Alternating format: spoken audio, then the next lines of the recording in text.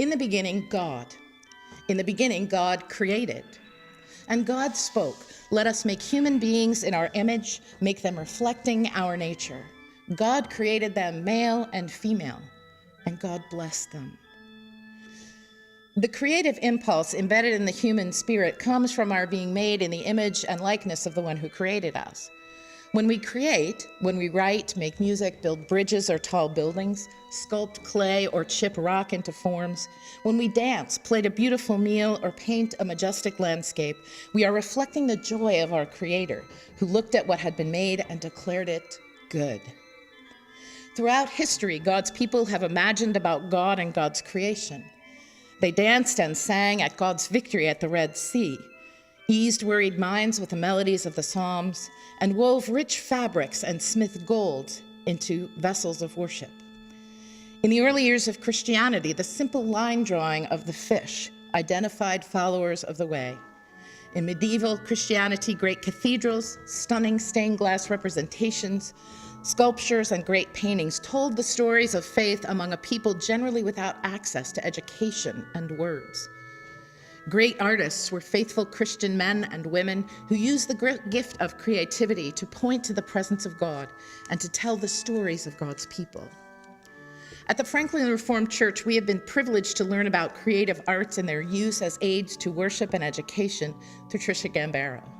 A talented artist, consummate teacher, and faithful daughter of God's church, Trisha has worked among us so that we might learn to channel the creative energies which we have been given and use them to the glory of God.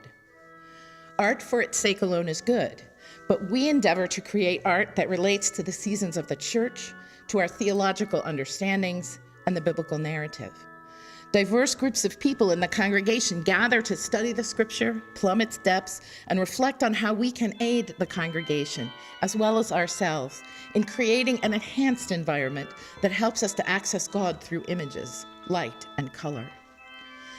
Our intergenerational Christian education program produced an Epiphany Star, based on our study of what Jesus has authority over related to the commission in the last verses of Matthew. After a year-long study of creation, we created 7 12-foot banners representing each day of creation, each in a different artistic style that included abstraction, line or cave drawings, and impressionism. The study of the fruit of the Spirit in Galatians yielded 9 character studies based on silhouettes, painted to represent each of the 9 fruits. Pentecost of 2013 found us creating banner designs in a Venn diagram in the shape of a dove that compared and contrasted the marks of the early church in Acts and the current vision portrait of the Franklin Reformed Church. While many in the program would hesitate to call themselves artists, together we have created a treasure trove of images that have assisted us in understanding and communicating the words of Scripture. Banners have long been a part of our tradition, but we have been moved with Trisha's assistance to 3-dimensional pieces, things that move and float and change. A 10-foot tree grew, lost its leaves, and came to bud during one of our Lenten and Easter seasons in concert with the sermon series, Only God Can Make a Tree. During a sermon and worship series entitled Facing Our Fears, a 5-paneled piece was created each Sunday. On Easter Sunday, the Jacob's Ladder literally flipped at the beginning of worship to reveal a gold cross, the ultimate weapon against all of our fears. We learned that the gifts of the engineers in our community could assist us in making our imaginations come alive. We considered ourselves as disciples as we walked through Scripture with Peter. In this project, individual artists created a panel that was added each week. The finished product created a cross, which helped us to remember that, like Peter, Jesus should always be at the center of our lives. An Advent series, Jesus Dragon Slayer, based on Revelation 12, reminded us that Jesus' incarnation was a victory in itself. The fabric dragon unraveled each week until on Christmas Eve, its remains were underneath the crash. An in-depth study of the spiritual disciplines in worship, along with a book study, The Spiritual Disciplines, Understanding How God Changes Lives by Dallas Willard, found a 3-foot chrysalis in the sanctuary, which on Easter Sunday had exploded into dozens of origami butterflies surrounding the worshipers. A study of the Psalms during Lent of 2013, an acrylic art piece was suspended over the worshipers, which progressed forward each week until it became the centerpiece of a cross that contained images of everyday life that were addressed by the worship book of the Hebrew people.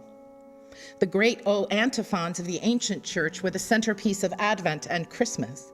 Instead of the traditional Advent wreath, glass globes with an image of the antiphons, a key, a crown, a rose, were lit, reflecting the foreshadowing of Jesus in the words of the prophets. From the apex in the chancel, with the banner of the Spirit descending like a dove, tongues of fire fell on the congregation from above. Clear plastic bottles, red, yellow, and orange paint, ordinary objects become a representation of the holy that is always above and with us in the season of Pentecost. Daniel 7 and its vision of the Son of Man was the subject of our Advent 2013 series. 2 fabric pieces were created, one representing the sea and the 4 winds. The second, which appeared on Christmas Eve, was a representation of the crystal river, which flows through the city of God in Revelation. From the past to the present to the future, God is present in our midst.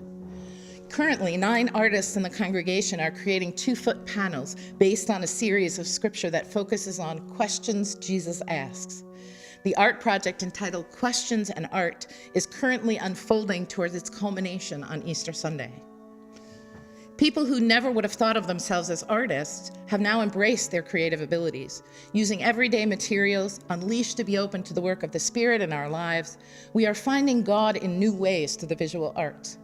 Those who would not consider themselves biblical scholars or theologians are plumbing the words of Scripture to hear how God is speaking to and through us every day. God has given this small congregation an abundance of gifts: general contractors, carpenters, fiber artists, quilters, painters, photographers, videographers, digital artists, but most importantly, willing hands and hearts, and a quiet, capable leader who has opened us to new possibilities in capturing a vision of our God. We are grateful to God for each of these gifts and for Trisha's leadership in our learning to use them for God's purpose.